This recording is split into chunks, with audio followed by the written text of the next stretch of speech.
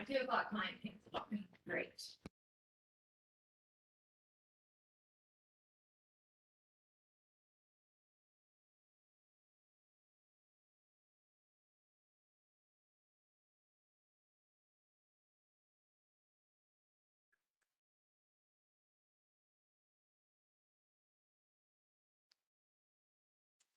Kim, can you hear us now?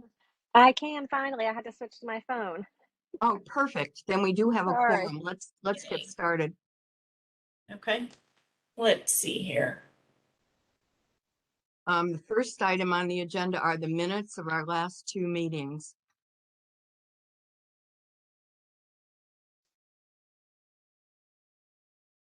Do you see the meeting notes for March? I do. Yay.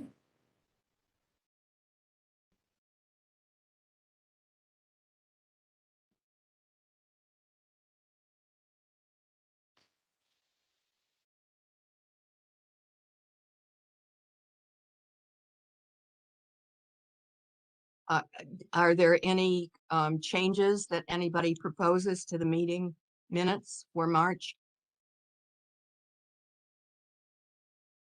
Then all those in favor? Aye. Thank you. So the minutes for the March 8th meeting have passed. Then we have the minutes for the April 12th meeting. Are there any proposed? Sandra, Pardon? do we need a motion and then a second on meeting minutes or? Yeah, we should. Thank you very much. Let's go back to March. Those of you who voted yes, would one of each of you please propose a motion and a second? I make a motion, Adam. Okay, Thank you. thanks, Adam. 3 seconds. 3 seconds. Thanks. One more time. then- All in favor? Aye. Thank you. Hi. Thank you. Thanks, Diane. Mhm. Okay, April 12th. Any changes to the minutes as they've been written? We can almost see them, Diane, if you Yeah. move it. There we go. Thank you. Uh-huh.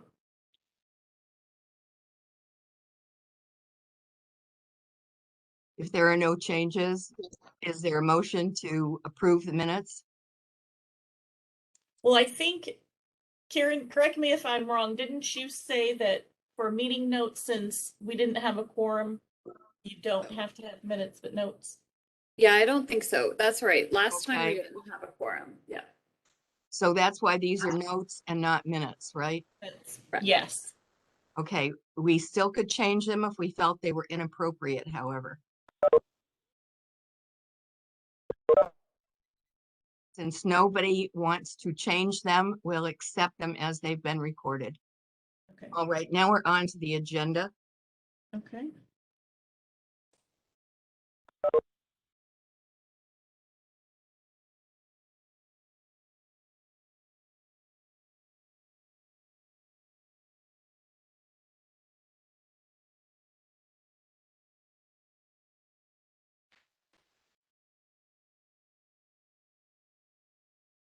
You know, with what we just went through with the minutes and the notes, when we record what happens today, we might want to do that with the agenda as we've done this. In other words, on the agenda, they're together as minutes, and we should separate it out into 2 lines, one for March, one for April. Okay. Okay. Thanks. Got it. I will Now, fix who's that. going to talk to us about the capture rate study? Well, I can start us off. We last month we were able to just share one example we had received from our friends at the Recycling Partnership, which Rob and Vincent are on our call today. Thank you so much for joining us. And so since then, they had Vincent had sent a few more documents that would be helpful for us as we prepare to create a request for proposal to do a capture rate study. So I did take one of those and kind of edit it down really to be a little bit of a skeleton, but has information that seemed appropriate that we could use.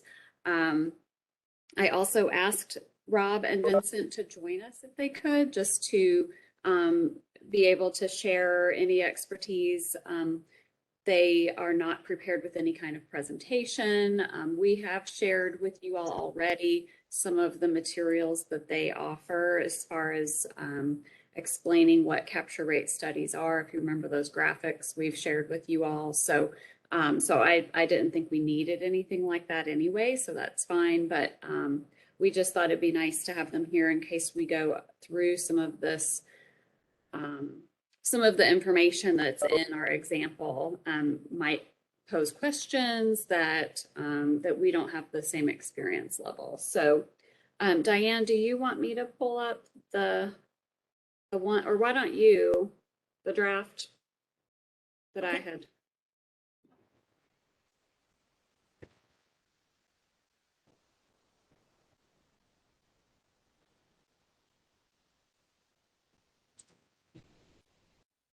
In the residential C&D folder.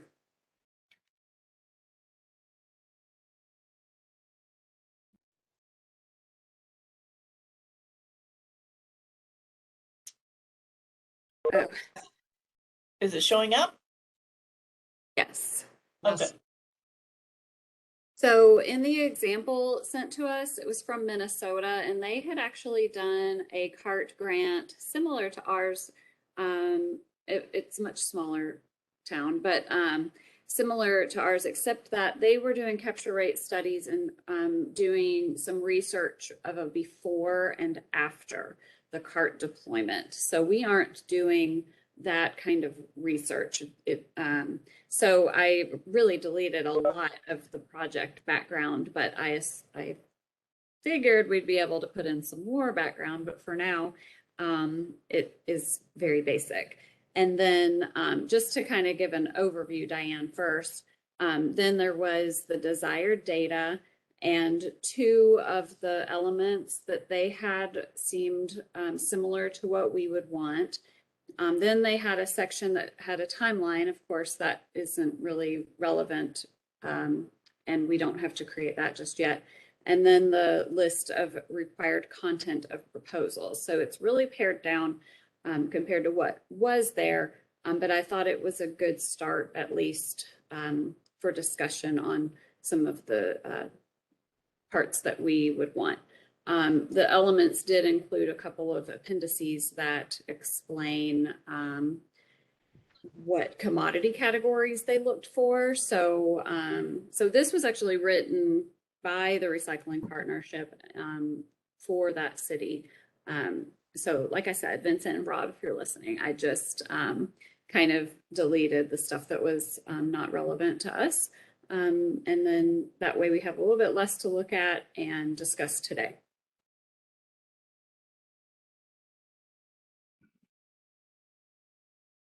If you want to go back up to the top, Diane, that's fine.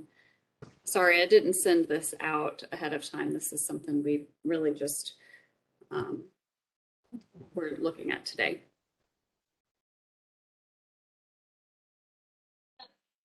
Explain to me in the desired data, they are going to look at all of what comes out of a single house, right? They're going to look at the general container, and they're going to look at the recycle container or container. That is, I think, the intent of what we wanted to do, yes. Okay, so element 1 is really asking for which of those types of things is element 1 going to relate to?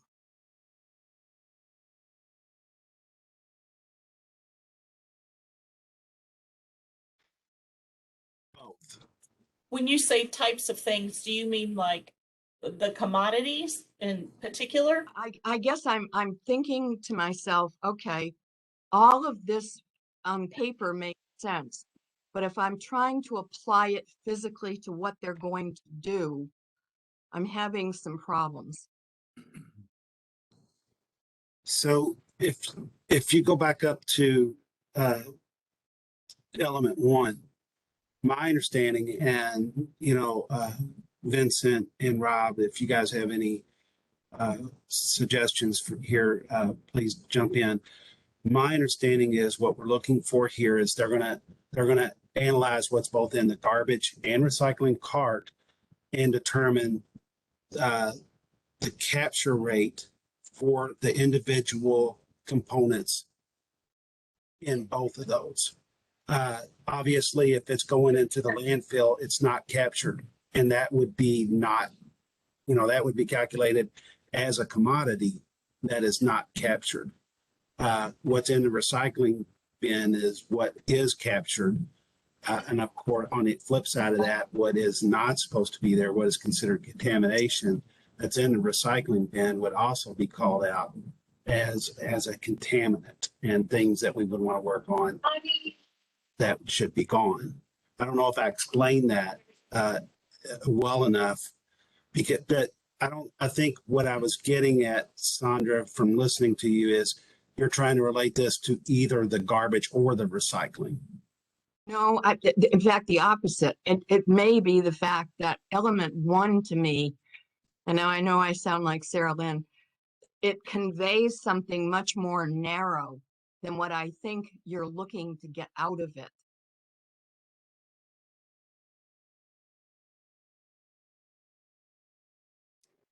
Hi, folks. Pardon me for interrupting. This is Rob Taylor with the Recycling Partnership, and I'm prepared to answer questions about the Recycling Partnership's methodology. And I must be honest with you that I lack the context for what the city of Louisville is, what your priorities are, but I'm happy to explain our objectives as we execute capture studies. I think it would be beneficial for you to do this. Obviously, if you guys have some experience that we could utilize, we're still in a position where we can pivot and do what we need to do. Obviously, this is our first rodeo at trying to do this, so we're interested in any kind of input that we can get, Rob. Yeah, so and by the way, please stop me if you need to move on. But the Recycling Partnership, when we undertake capture rate studies, we're trying to assess the performance of a community's recycling program. And many communities, they perform what's more traditionally done is a waste characterization. So they're characterizing the residential waste stream, the disposed stream, and looking at the recyclables in the disposed stream and assessing what, how much recyclables are being discarded. And the premise of a capture study is that information is only useful if you then are able to relate it to what's being generated. So in a perfect world, a capture study looks at if there were 10 aluminum cans being generated from a household, what and 3 of those cans were put in the recycling bin and 7 of those cans were put into the garbage, then you have a 30% capture rate. And so, whereas knowing that there are 3 cans in the disposed stream, it's only meaningful if you then can relate it to how many of the cans are in the recycling stream instead. So there are 2 broad ways that the Recycling Partnership has undertaken capture studies. And one is community average, and the other looks at specifically individual randomized selected households. And I can explain those 2 methodologies very quickly if you all are interested in learning the differences between these 2 approaches. I think that we would be interested. We've kind of talked through this in the same manner. I think we're on target with with what we're trying to do so far. Yeah, I'm interested in hearing it, but I'm not the committee. Oh, I think it would be very helpful. So Agreed. great. So we've used two different methodologies when conducting capture rate studies.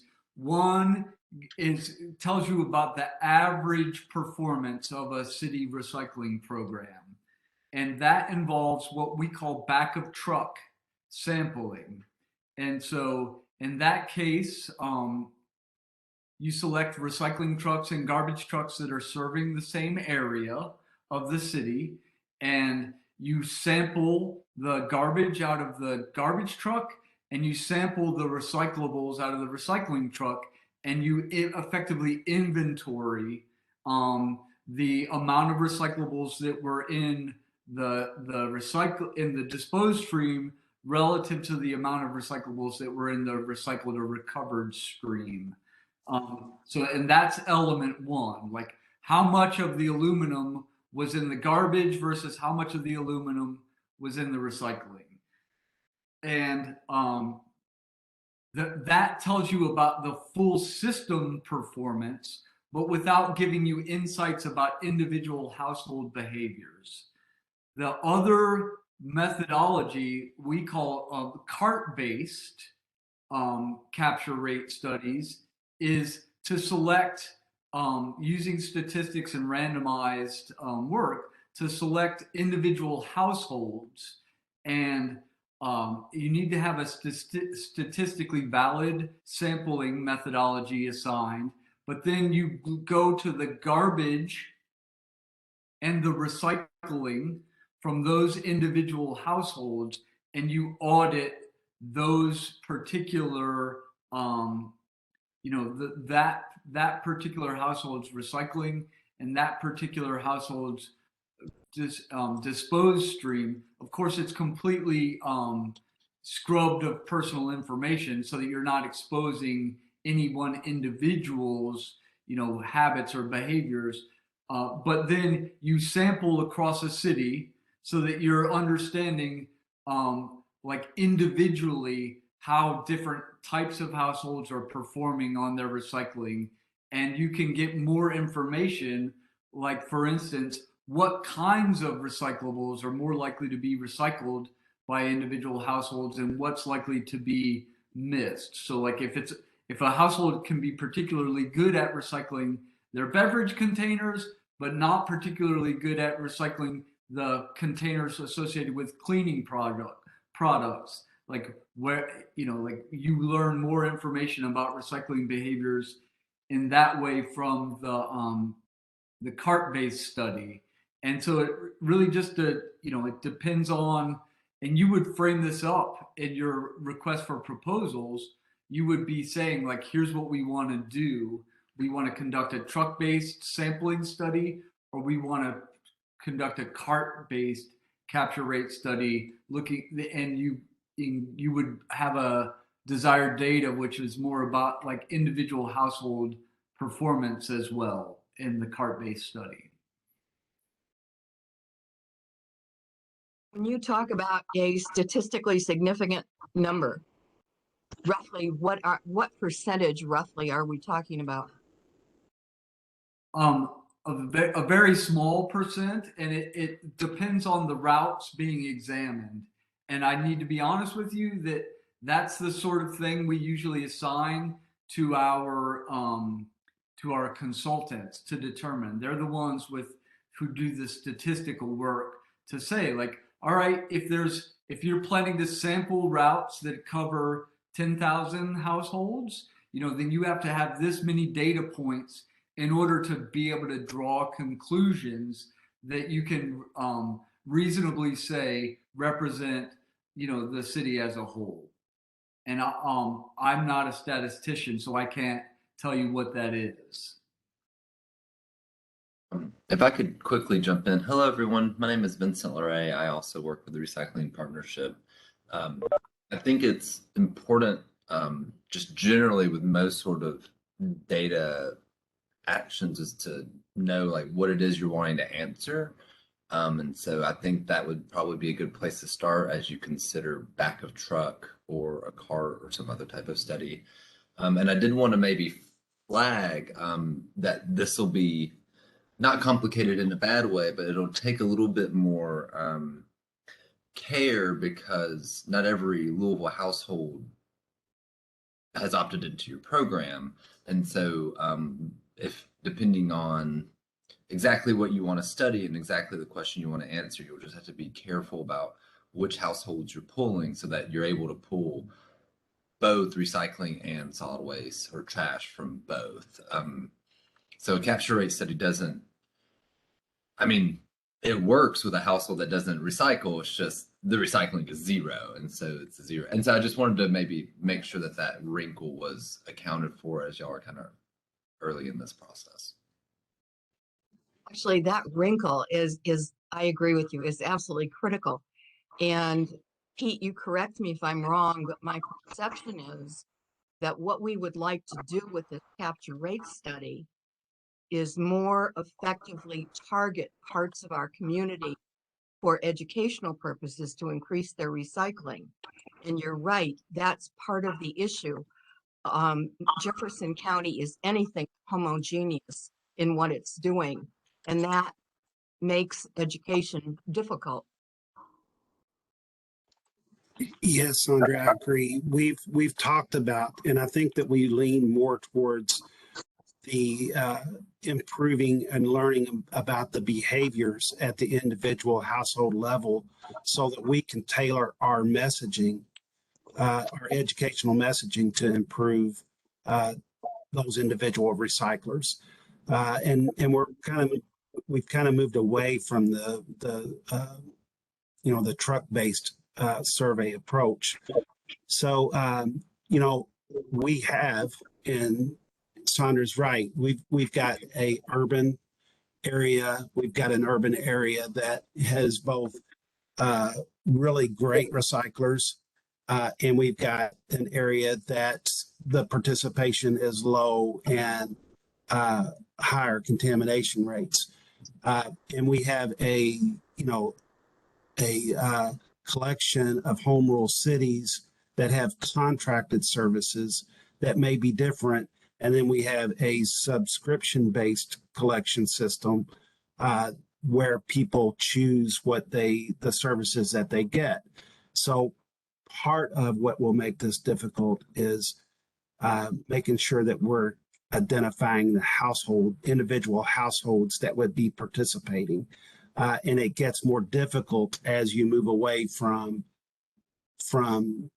organized collection into subscription-based collection.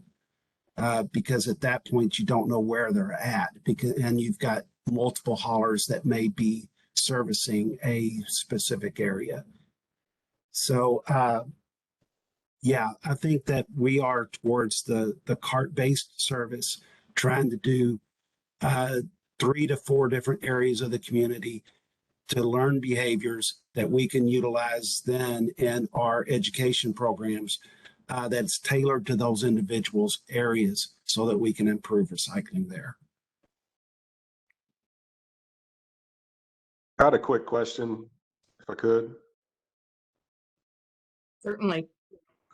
Just as far as from the back of truck versus selecting individual residents, how many on an average individuals do you receive in the back? I guess it depends on the area, but typically how many people would you get in one truckload that you're analyzing versus just doing an individual resident?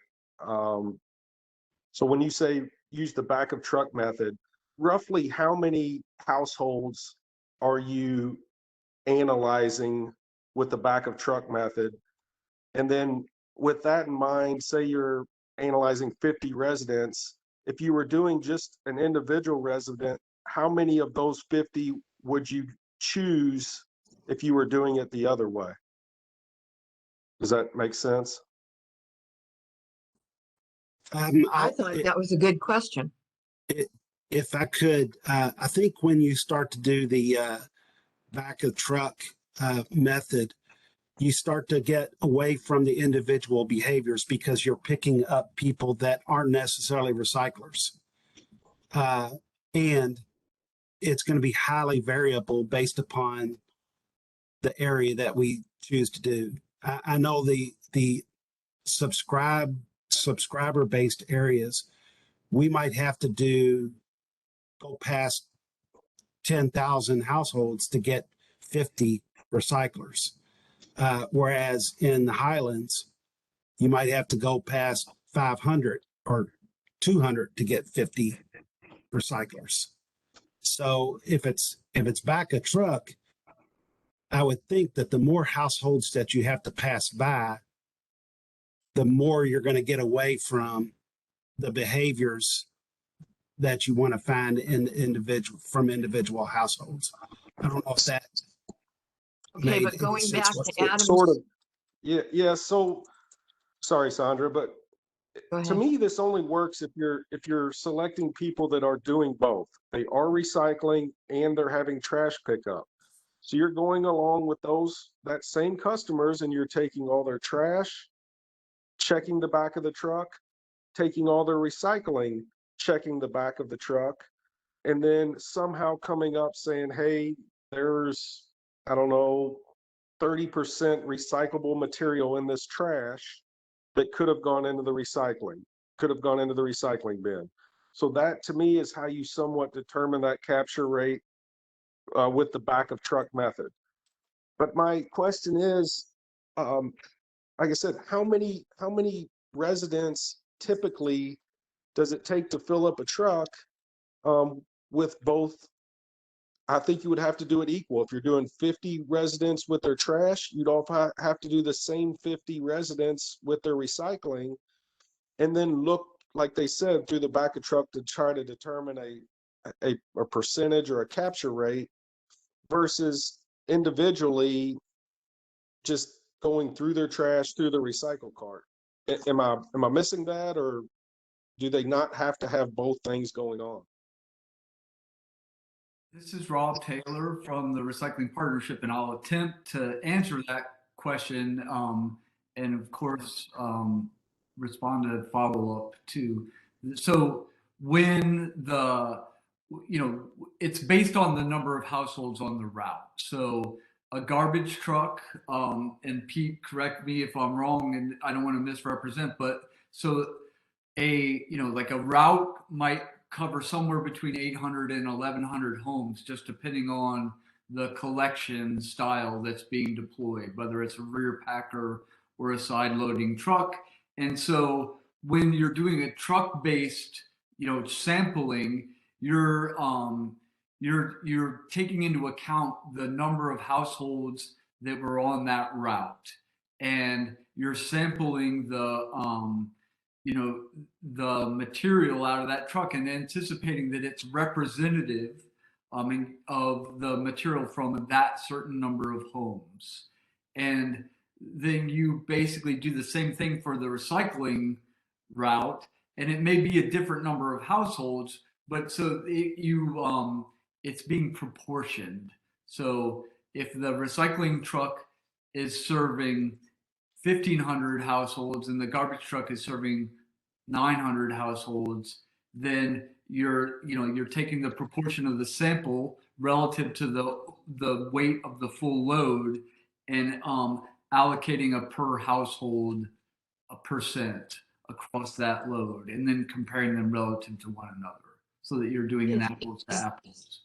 Is there a difference in cost between the two types of sampling?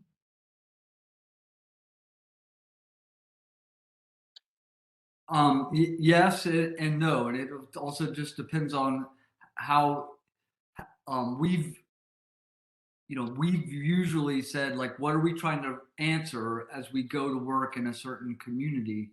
And if we're trying to understand behaviors, then the cart-based sampling model is more effective because it tells you, it gives you the opportunity to look at specific households and understand what's going on in those households, because you're examining the waste and the recyclables from the same household, and it's giving you insights into the household performance relative to the average representing the service area that was that was collected by the truck. And so I think typically speaking, the backup truck sampling may be slightly less expensive. But it also depends on the number of samples you take. Hello, everyone. This is Vincent again. I wanted to add that from your backup truck sort of data will look like a big average. This is what this community does on average. But actual recycling behaviors are very, very diverse.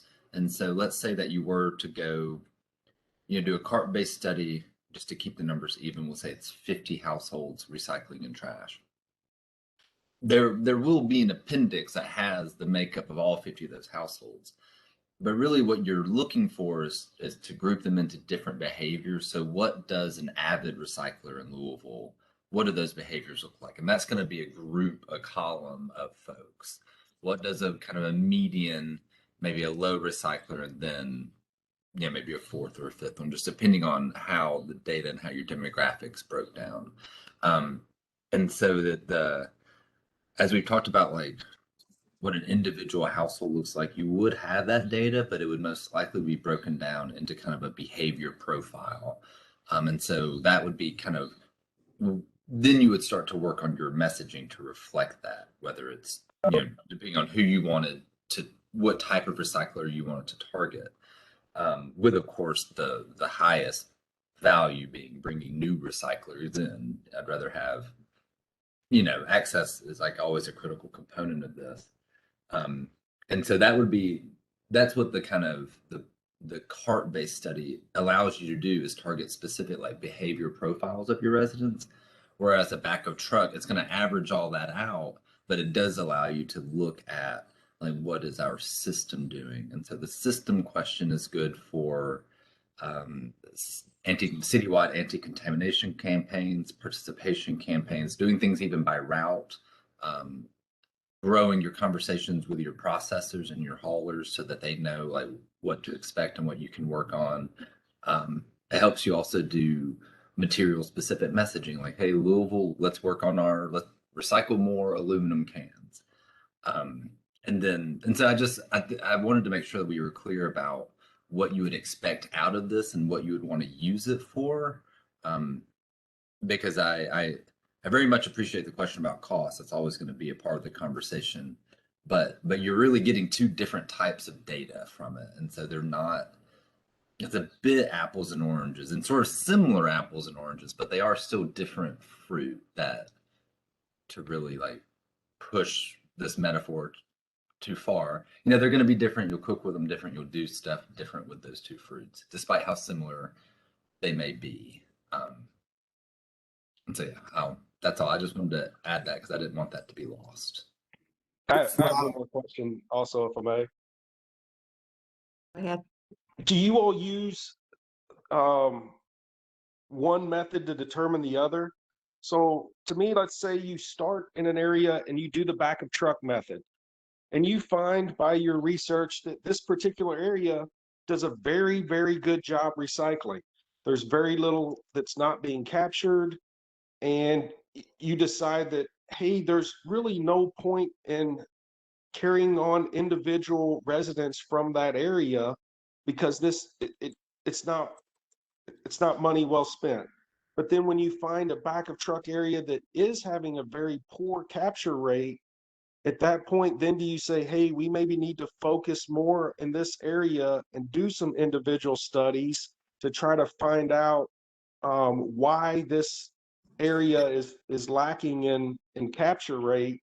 To me, the backup truck could be a way to help you figure out what areas you needed to focus in on. Is that something you all typically do?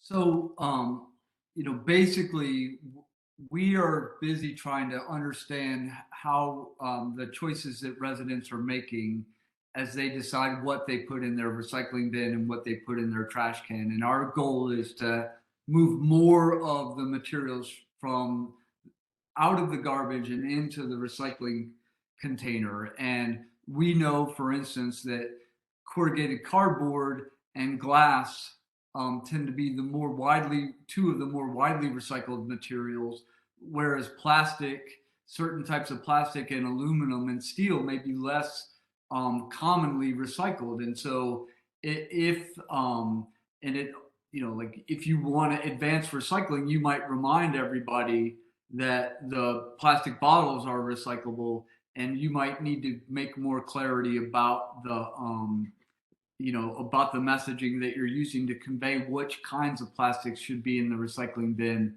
and which aren't. I think that some of the questions you all are asking us might be better directed to the kinds of consultants that perform this work, and we'd be glad to put you all in touch, because when the recycling partnership does this, we hire consultants to do this work also. And so we'd be glad to put you in touch with the some of the different companies that we've procured to do this work on our behalf. Did you say that the desired data on this example is specific to that cart-based methodology as opposed to the backup truck? No, so like this is the outcome we want for both either approach.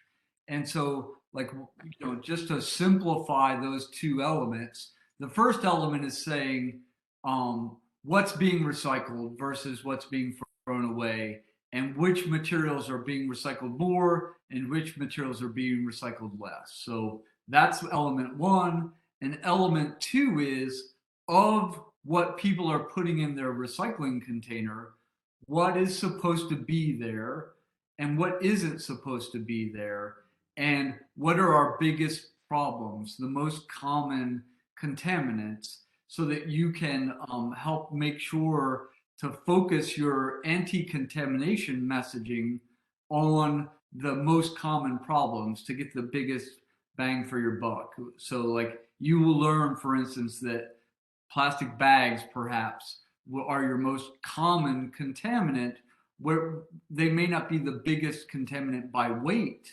but they're causing the most trouble for your recycling system. Going back to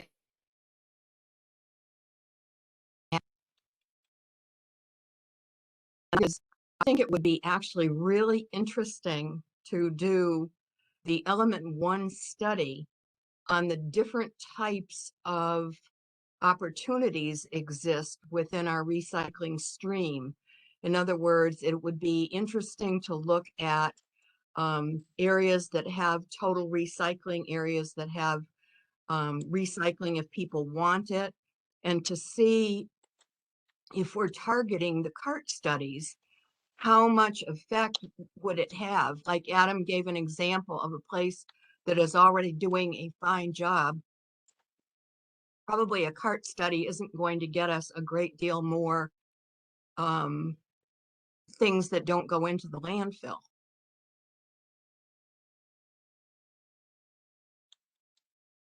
Well, I'll say you don't know until you take the time to measure, because you could, you might be in a region of the city where everybody's participating, but they're like, you might find, if you examine more closely, that they're not doing a great job still about recycling the right kinds of plastics, as an as a specific. And what the recycling partnerships goals for you all, and I think you're a little bit confounding the idea of understanding the participation in your recycling program with what's being recycled and what's being discarded, because we think about like recycling program performance as effectively having three elements. And those elements are, is the household participating at all in the recycling program, or are they not? Before they can ever participate, they have to have a receptacle. And so, when you have an opt-in system or a subscription system, houses that haven't opted in or haven't subscribed that don't have a receptacle at all. But so then once there are participants, then you start to look at how frequently their participation is, and whether the household is putting everything that's recyclable into their recycling container, or are they missing some things? And what kinds of things are they missing, and to what extent? So like, you might have a house that does a great job of recycling all their corrugated cardboard, but they're only recycling about a quarter of the other paper that they should be recycling. And so then it gives you the chance to tailor your message to those households about like focusing in on the things that they're missing and working to make them better.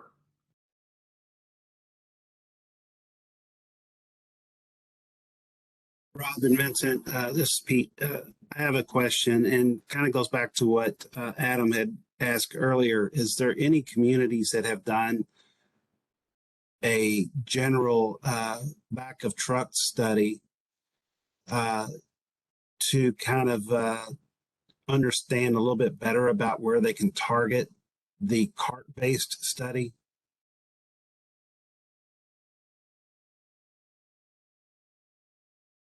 Pete, I have to be honest with you. I'm not immediately aware of cities where we've done both kinds of work.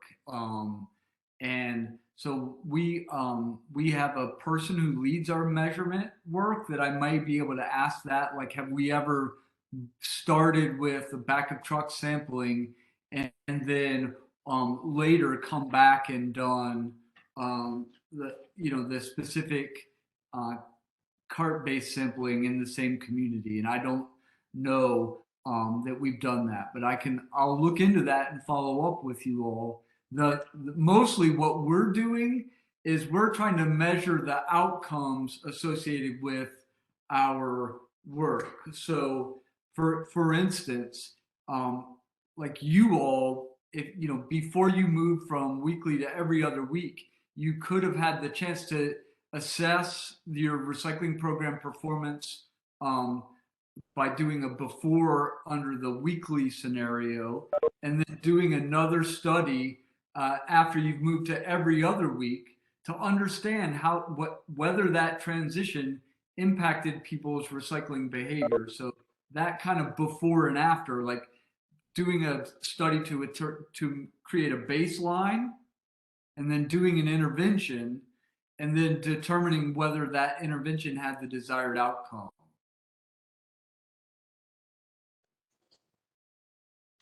Understood. It makes sense to me. I think where we originally started from this was that, we're in the process of hiring a marketing firm to help us get information out and improve a lot of different aspects of solid waste management. And one of the areas was obviously going to be how we can improve the recyclers, the current recyclers, and what they're doing. And that is where this capture rate study originated. The idea originated. And I think where we were kind of moving towards was the cart-based, so that we can really kind of hone down on individual behaviors that we could put into that marketing campaign. At least that was my take on where we were going. I'll let members of the committee agree or disagree with me there, but I would like to hear what the partnerships measurement specialists or experts can tell us about doing both of them, if they have any input on that. I think obviously that's a really good thing for us to know, but I would think that we're going to hopefully continue down that path of the cart-based, because I think that is really required of us if we're going to do a marketing campaign, which we haven't hired that firm yet, but I don't know how much time that we have before they are in our under contract. So Pete, if the target of the campaign are the existing recyclers, then your very best way to inform that campaign is through a cart-based study. If instead the target of the campaign is to think about like the performance of your overall system and, you know, for instance, how to encourage folks who aren't presently participating at all to start to, you know, join the collection system and participate, then you need a different methodology. And really that would come down to, I think, you know, like understanding the, you know, what's motivating or not motivating the households that are not participating. So, and you all have the data from your recent cart distribution about, at least for folks in the USD, who's recycling and who isn't. And you could do a sampling of, you know, surveys, for instance, of the households that haven't chosen to accept a recycling cart and understand what's, you know, why not. And I think you would find that a lot of them just don't know how to get a cart, but that's a separate question. I think they pretty much know how to get a cart. But you're right. If we could step back just a little bit in that process, I think we would do more analysis as we went through it. Although it was a very chaotic deployment, but that's another story for another day. I don't know where else we go with our conversation here. I think it's been great, and I've learned some things, and hopefully, you know, maybe we can get some more information from the partnership. I don't know, Rob and Vincent, do you have any like examples of what you guys did and what those costs were? Because I think cost is definitely something that we're going to have to be concerned about. If you guys had a sampling that involved 1,000 households in a cart-based system, what kind of cost are we talking about in general? I think that would kind of help us a little bit. So I will say we'll need to pull that information, but normally when we start thinking about capture studies, whether it's cart-based or back of truck based, when we start thinking about the cost of performing those, is it a single occurrence or twice? But I think for a single occurrence, you know, you start to look at the $40,000 range, plus or minus, and that depends on how many sort categories you have, and and whether you're sampling any of the material in the waste stream beyond the recyclables. And then if you're going to do two, you know, like a before after, basically you double it. Gotcha. Is there any opportunity to collaborate with the partnership on this? So let me say that especially if we were building another project with you all that involved, you know, distributing more recycling carts in the USD, then we'd be excited about being a partner to pull in on, you know, doing some of this work with you and having the partnership fund a portion of it. So it would be if we had it as part of a deployment of containers, there would be opportunity there. I think so, Pete. We have to, you know, like we plan our budgets on, you know, like looking forward, and we need to understand when and if there's an opportunity to put more carts out. But we're the most motivated to do these kinds of capture rate studies in communities where we're also doing other work. So I should say that like we've been in very early discussions with West Rock about the possibility, and it's their decision to apply to us or not, but that they might apply to our polypropylene grant program that would help fund an upgrade at their MRF to help them sort polypropylene. And if that was happening, for instance, we'd be very motivated to bring measurement to the table, especially that gave us a look at what's happening to polypropylene in your recycling system, and whether like the intervention allowed us to like make a substantial impact on the recovery rate of polypropylene. And then of course, if it involves the distribution of carts further into your USD, which is something that the Recycling Partnership is very motivated to pursue with you all, if you're interested, then we would want to like be doing this study work simultaneously with planning for and implementing distributing more carts in the USD.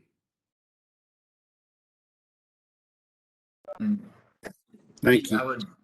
I'd quickly just add to that. I'm sorry, this is Vincent. That I'd really just to echo everything Rob said, but also to say that if as you consider putting together a media strategy for your recyclers, your bang for your buck per household is better the more recyclers you have. And so I think it would be, I would be very interested to see what a pairing of this measurement we're talking about, another distribution further into the USD, so that when you do run a media campaign on wherever you kind of decide to focus it in on, you won't have to partition it as much, because if you run a campaign about recycling, your non-recyclers aren't going to pay attention to it because they're not recycling. And so like if you're going to start trying to make these like incremental improvements in your system, just one campaign will hit a lot more ears and eyes the more recyclers you have. So as y'all are kind of putting together what sounds like kind of what may be a robust outreach campaign, I would just maybe I hesitate to say challenge, but like I would push you to hit as many currently recycling households as you can, and we would just be very excited to help you, max the number of current recyclers you have. I'd be excited for your help.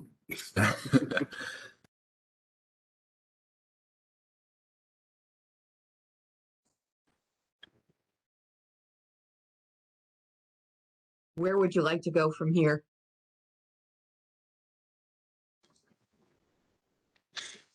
Well, I think that this has been quite a bit to digest, and we've got 5 minutes left in the meeting. I didn't know if we wanted to kind of open it up to the floor for thoughts on where we should go next. My inclination is that we still go for the heart-based study, or at least continue to move in that direction until we decide otherwise, based upon more information. So that's what I would suggest. Anybody else?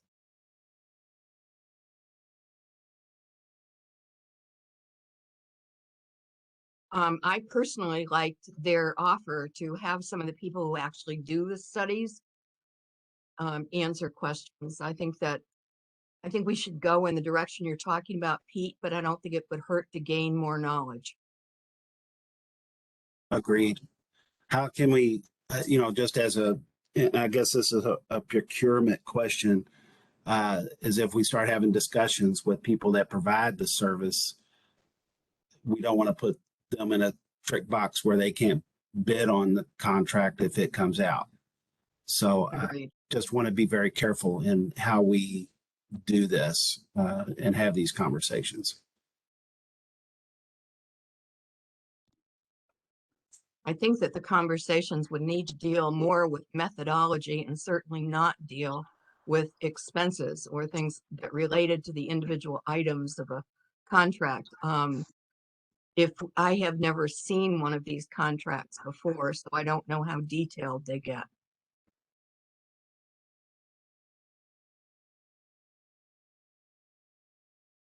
Yeah, I agree. And, you know, the one thing I do know is I don't know enough when it comes to procurement laws. So we have to rely on the experts there, Sandra. So Are there any people that we could have at the meeting that deal with this in Metro government?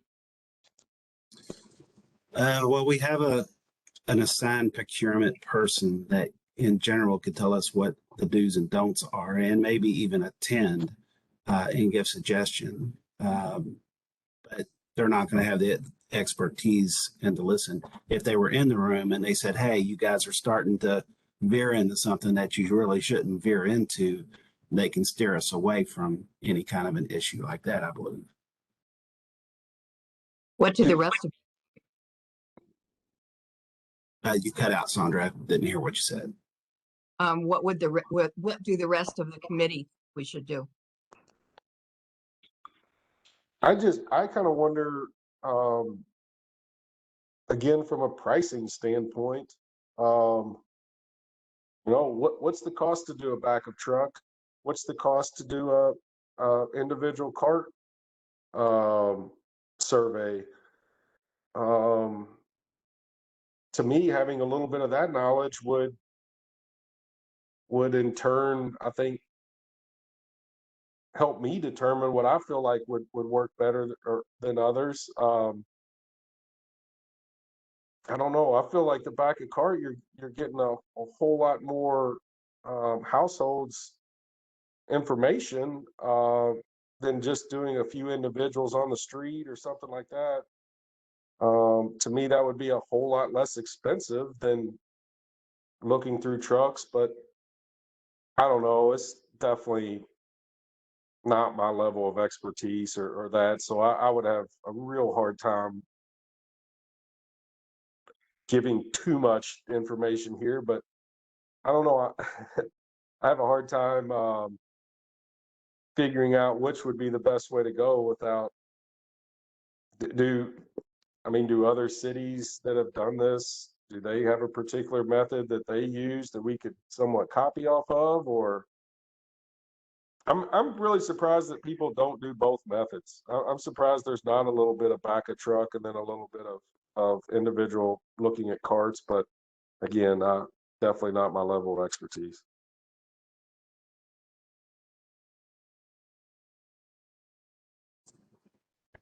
I would like to pursue analyzing the carts. I had a hard time hearing you, Marie. I would like to pursue analyzing the carts. Do you get it? Yes, thank you. Hi, everyone. I hate to interrupt the your discussion, but Rob and I have another meeting, so we've got to jump. Thanks so much for having us. I hope we've been helpful. And Pete and Karen, reach out to us if we can support you any further. Y'all have a great rest of the day. Thank We you. appreciate you guys. Thank you.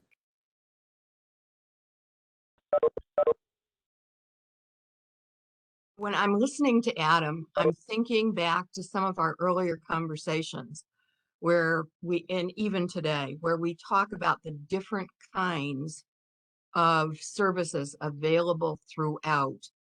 And I can almost see doing the truck for each kind of service to find out what that particular service in general tends to do or not do. But I think that when we're talking about targeting recycling to be more effective, I agree with Marie. I think that, and with Pete, obviously, I think that the cart method is going to do it. So in a way, I think we're almost talking about two different things. If I could, I totally agree with that.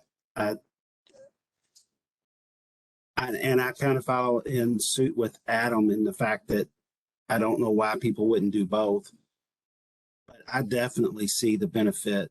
I think for what we want, we're eventually going to need to get to that cart-based information to tailor our education campaigns. I think that in the end, that's where we're going. We can get some generalities, but for us to develop our education campaigns, we're going to have to get to that cart-based survey. It's just a matter of where it's going to be and how much we're going to do. But I kind of tend to agree. I can see the benefit of both, but you know, it's not always my money. So I could, if we had all the money in the world, I would say do both. On the other hand, we have to start somewhere. And I think that you've all done a great deal of work to get us this far. What would be, in your mind, Pete, the next step to proceed?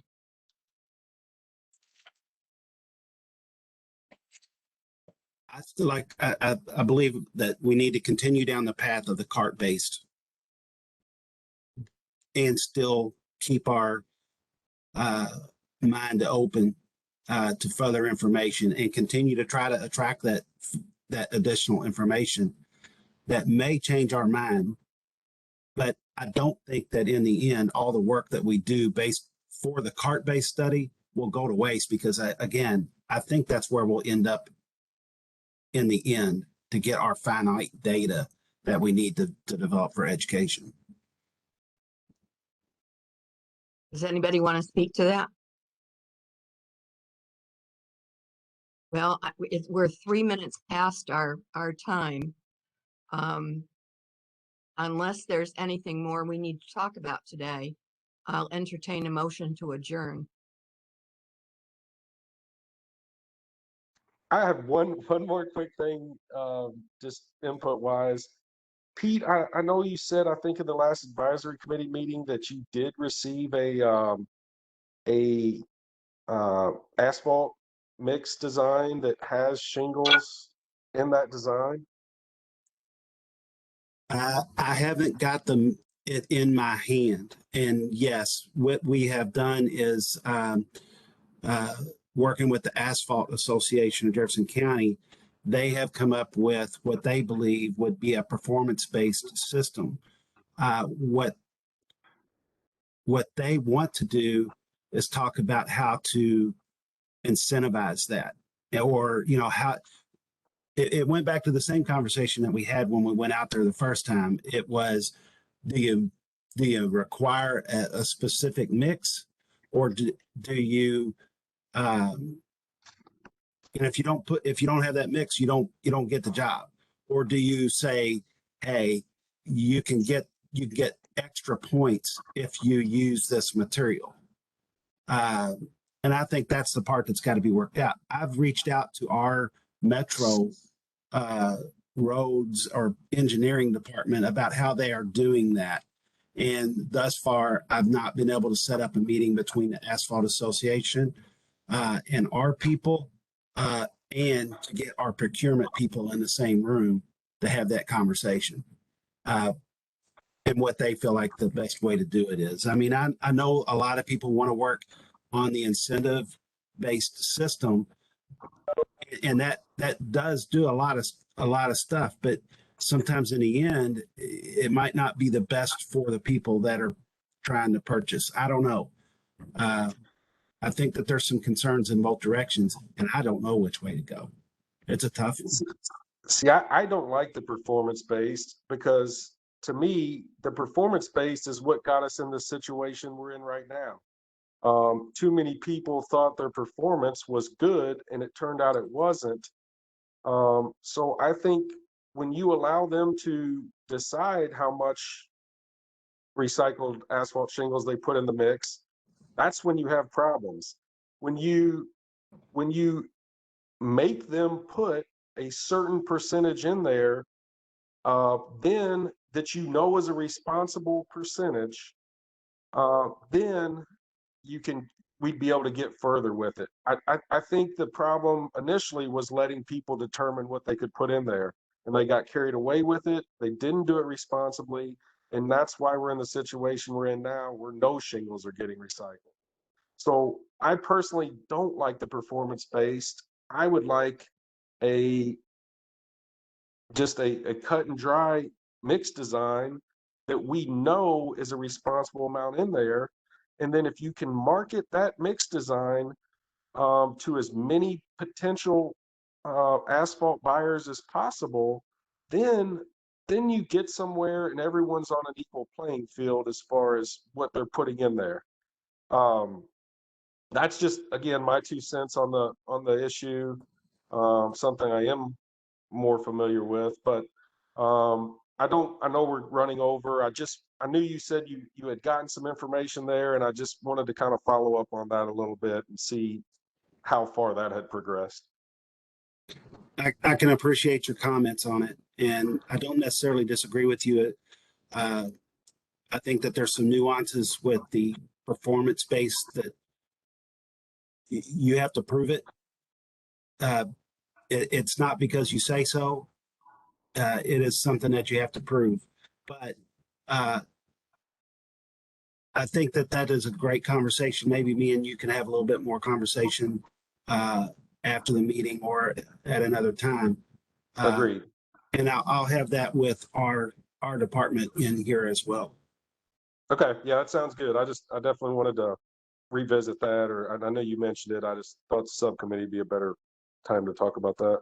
But you and I Thank you so can much. meet. I'm totally good with that. Great. Other than that, I have nothing else. I'll entertain a motion to adjourn. I motion Ready? that. Okay, Adam, Second. okay, all those in favor? Thank you very much, everybody. Bye. See you next month. All right, thank you. Thank you, guys.